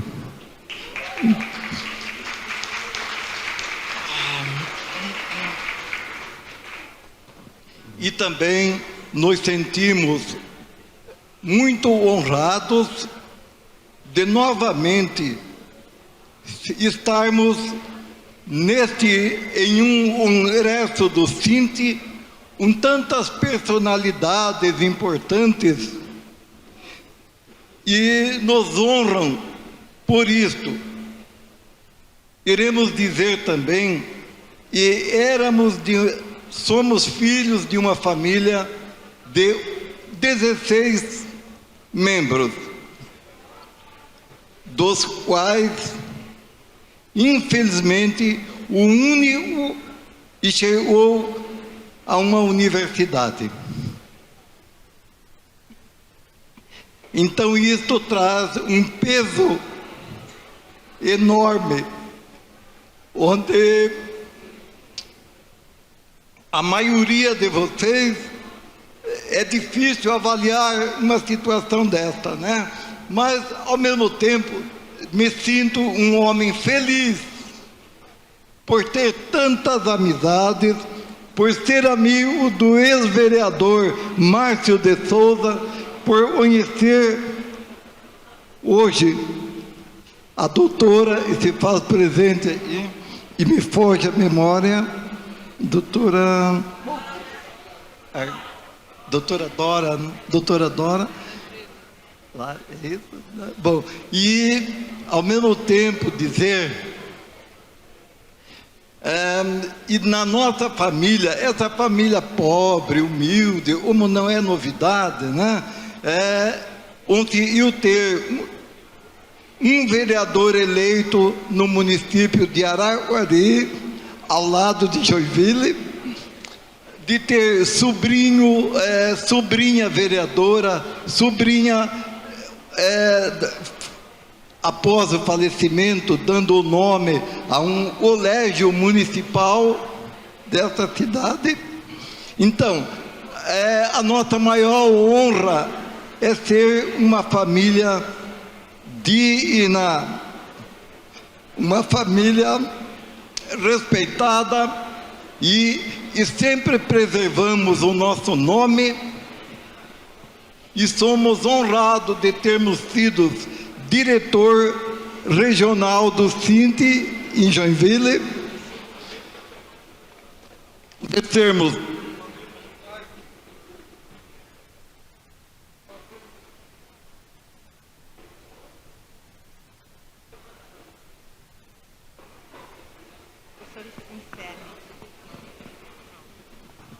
de fazermos parte da diretoria regional do Sinti, já falei, né? E de participarmos, quem sabe pela última vez, deste momento. Então, agradeço a vocês pela paciência de me ouvirem, tá? E até o próximo, se assim for a vontade. A última pergunta, Dora. Boa tarde, eu sou a professora Priscila, na Regional de Florianópolis. Agradeço muito a fala da professora. Acho que foi aqui um dos momentos mais ricos do nosso congresso até agora. Gostaria de reiterar, que de manhã passamos muitas horas aqui ouvindo uma palestrante, então, devemos honrar a presença da nossa palestrante aqui neste momento, sabendo, todas as problemáticas em relação a tempo, que temos sim, mas recebemos, uma visitante fora. E, professora, eu gostaria de brevemente perguntar qual seria o seu posicionamento a respeito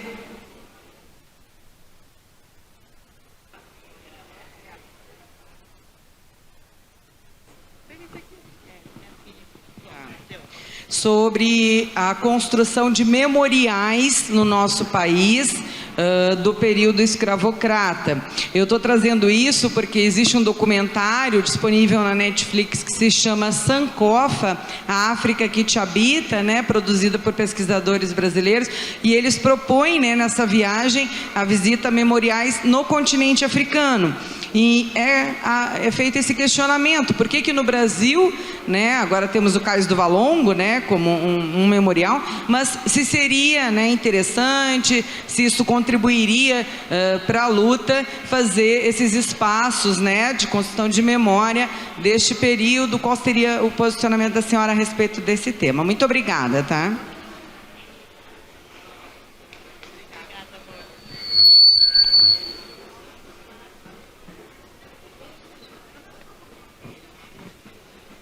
Dora, pode concluir. Obrigada.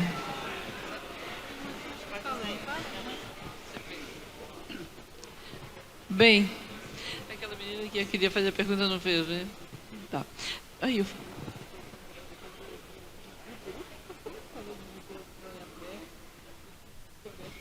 Bem, desculpem, perdão.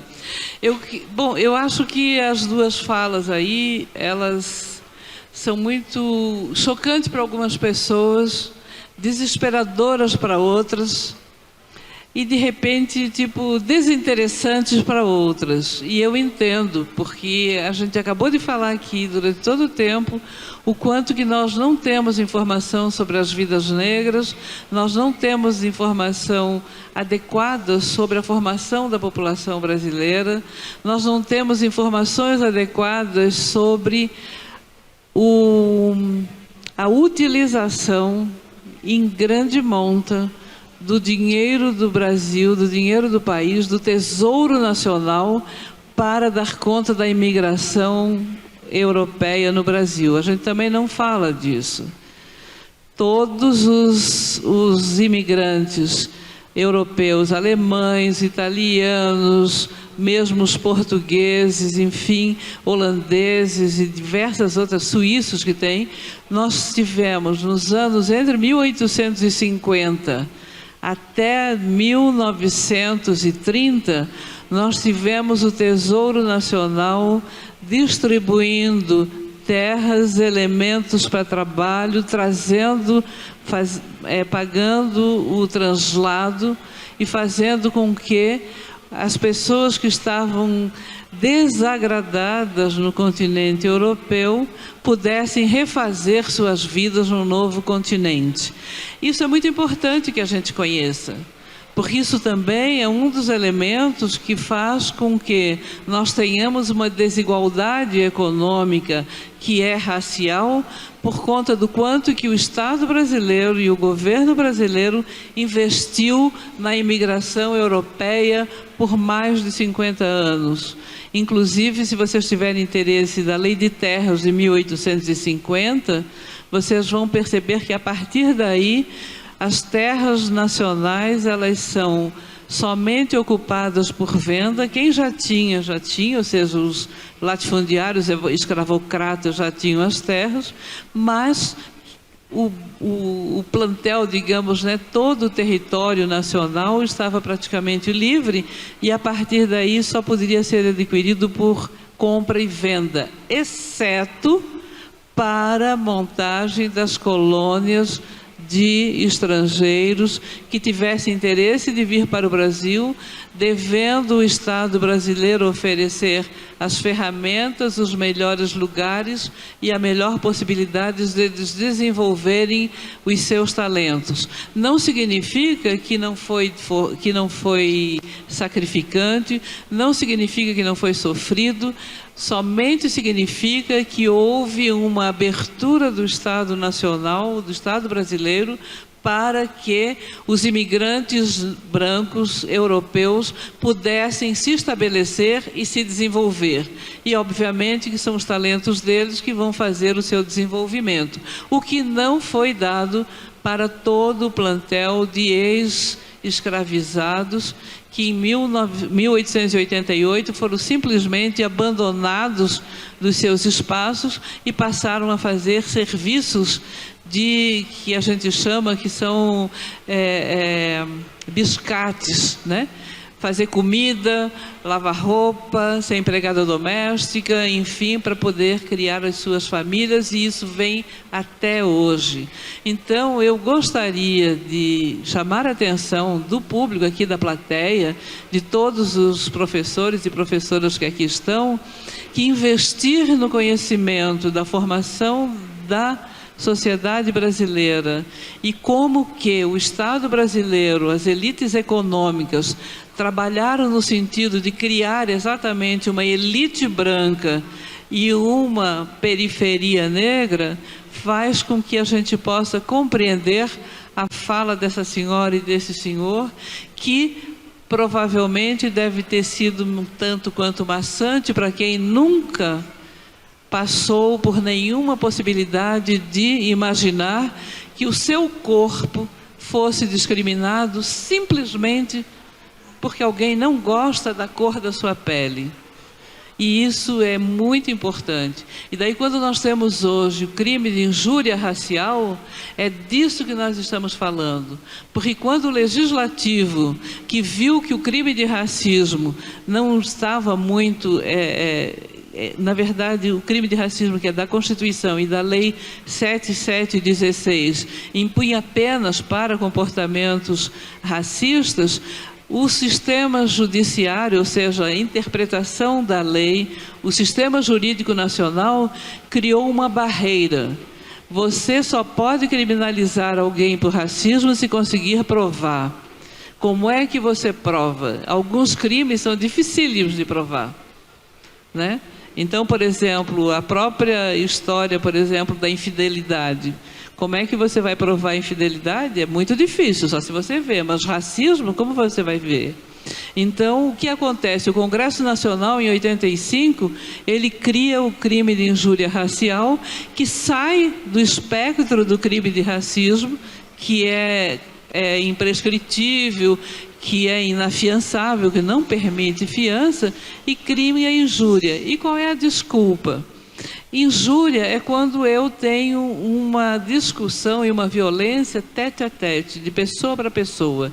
Então eu chego para uma pessoa e digo assim: você parece um macaco, ou você é uma negra vagabunda. Quando eu digo isso, eu só estou ofendendo ela. Não é verdade. Só agora, com luta que nós temos durante todo esse período, desde 1985 para cá, nós estamos lutando para que a injúria racial seja também incluída como crime de racismo. E nós conseguimos que o Supremo Tribunal Federal fizesse a sua manifestação de que injúria é racismo, e só agora, em 2003, que nós conseguimos esta lei, 2023, perdão, que conseguimos a inclusão da injúria racial. E qual é a justificativa para incluir a injúria racial? É que o sofrimento e a dor dessa senhora, que é dor de todo mundo que é negro nesse país, desse senhor, que é a dor de todo mundo que é negro nesse país, não precisa ser eu, Dora Lúcia, que esteja sendo violentada racialmente. Qualquer indivíduo que é violentado racialmente me representa e eu vou sentir a mesma dor. Porque assim como ele foi discriminado por ser negro, eu estou na mesma possibilidade porque também sou negra. Então a injúria não é um crime pessoal, é um crime contra uma coletividade. E eu queria dizer tudo isso exatamente para mostrar, para de alguma forma mostrar a minha solidariedade à senhora e ao senhor que fizeram essa fala daquilo que eles viram, daquilo que eles têm como conhecimento de pessoas que foram violentadas racialmente, o quanto que nos dói. A dor é muito forte. E quem não sente essa dor, que são as pessoas brancas, deveriam, no mínimo, se solidarizar com a dor negra. Assim como a gente se solidariza com as dores das pessoas que têm problemas, a gente se solidariza com as pessoas que sofreram o Holocausto, nós temos essa possibilidade de ser solidário. Então, o meu convite é: solidariedade, fraternidade é muito importante e é um elemento que eventualmente pode trabalhar a favor da superação do racismo. Muito obrigada, um abraço muito grande, eu espero que todos vocês sejam muito felizes. Obrigada.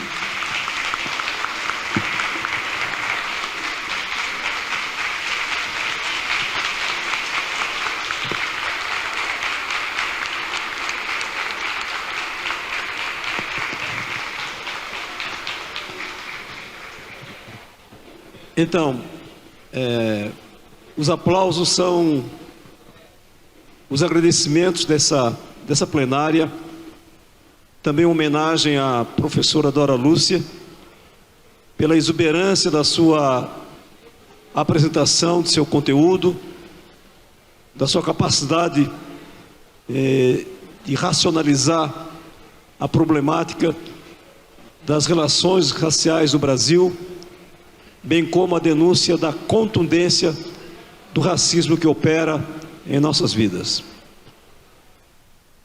Nós queremos também aqui aproveitar, além disso, no encerramento dessa nossa mesa, dizer que aqueles e aquelas que desejarem participar dessa campanha que o Cinti lança no dia de hoje, na tarde de hoje, pós a fala da Dora Lúcia, é uma coleta de assinaturas no formato de denúncia ao Ministério Público Estadual e Federal, que denuncia a não implementação da Lei 10.639 em Santa Catarina. Esse documento, aqueles e aquelas que mais sensibilizados na tarde de hoje entendem que deve haver uma atitude, podem deixar seus contatos conosco, dizer que eu quero receber a coleta de assinaturas para esta denúncia dirigida ao Ministério Público, porque é um ato também inaugural em Santa Catarina de uma atitude do Sindicato dos Trabalhadores em Educação a objetivamente, concretamente, operar no sentido de ajudar na reversão desse quadro de inépcia, de indisposição, porque assim é desejado. Esse é o nosso ato, mais uma vez carinhosamente, novamente, agradecendo a direção do Sinte pela escolha, na figura do nosso coordenador geral, o professor Evandro, de toda a diretoria, de todos os funcionários que cooperaram enormemente para que nós propuséssemos esse momento histórico dentro da vida do Sinte. E deixar uma comunicação geral já estabelecida, e uma das razões dizem que ter sido a morte, o assassinato do Dr. Martin Luther King.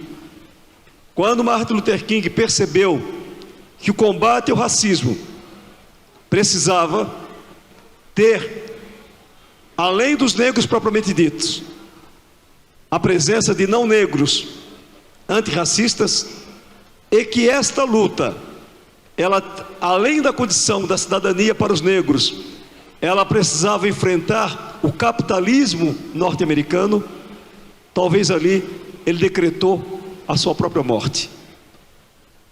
E ele ensinou para nós todos aqui, se pensarmos, se quisermos pensar, não estou falando de Santa Catarina que tem 20% da população negra, mas joga importância nisso.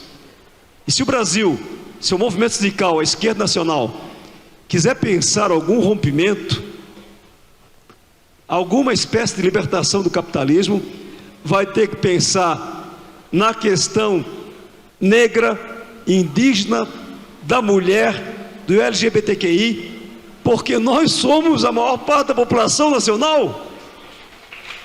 Só isso. Só isso. Se isso não for interpretado adequadamente, nós vamos daqui a 150 anos, ou melhor, daqui a 500 anos, nos reunirmos no próximo, não sei qual vai ser o congresso, Aldoir, congresso do Sinte, nós estamos aqui novamente catequizando uns aos outros, fazendo alguns escutar, outros foram fumar, outros ficaram na porta, outros desrespeitaram.